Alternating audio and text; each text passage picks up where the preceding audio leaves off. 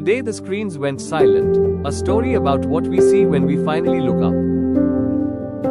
Arav was never alone, but he spent all his time staring at a small, glowing screen. Yet he felt alone. Even with his family nearby, he was lost in a digital world.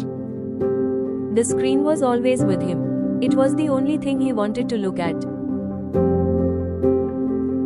Yet the world around him felt far away. Everything else was just a blur.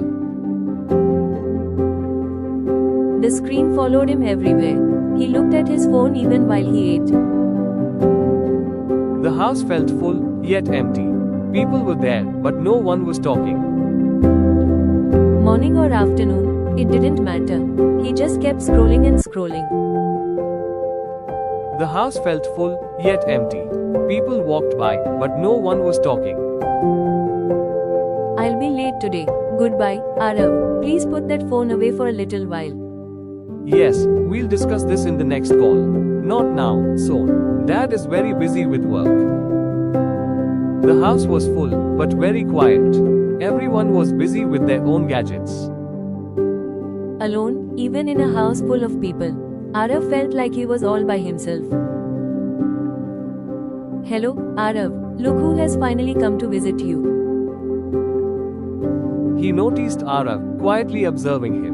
Dadaji saw that the boy was lonely. Hello, Arav. Come say hi. Put that glowing box down and talk to me. Can you beat this face?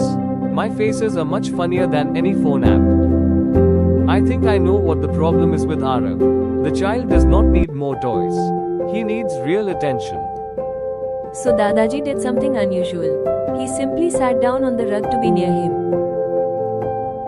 Long ago, before screens existed, we found magic in the stories we told. Dadaji, what are you doing? Why are you just sitting there in the quiet? Long ago, before screens existed, our tribes lived in tents under the big sun. The child played all day. Work could wait. Rules did not matter. The elders warned. The parents pleaded. There is much more than playing. The child never listened. One day the elders noticed a storm coming. The tribe decided to move to another place. They had to leave quickly. The elders signaled, "Back. Time to move. We must hurry to stay safe." Knowing his son well, the father warned, "The storm is coming. Don't wander off, my son. Stay right beside me." As luck would have it, the tribe moved on, but the child slept on, tired from his day's play. He woke up to a terrible silence. For the first time, the child understood. He was alone in a giant storm. "I'm sorry, I will listen. I have learned my lesson. Please don't leave me. Please come back." Alone, he ran through the storm, calling for them. But the wind was too loud. Out in the distance he could see some people. He ran toward them, hope returning with every step. He saw his family.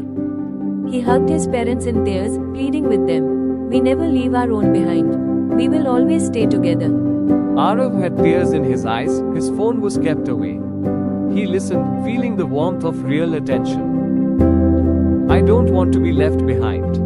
Dadaji, thank you for staying with me."